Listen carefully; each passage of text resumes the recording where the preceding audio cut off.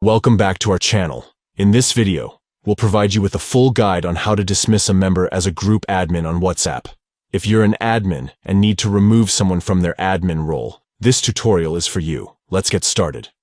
Step 1. Open WhatsApp on your Android device. Locate the green icon with a white phone inside. Step 2. Tap your group. Choose the group where you want to dismiss a member as an admin.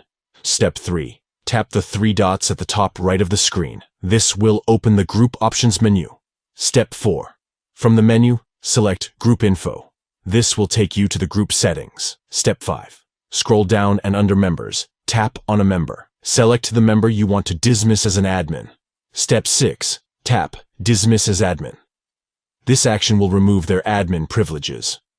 By following these simple steps, you can easily dismiss a member as a group admin on WhatsApp. It's a useful feature for managing your group effectively. If you found this guide helpful, don't forget to give this video a thumbs up and subscribe to our channel for more useful tutorials and tips. Thanks for watching.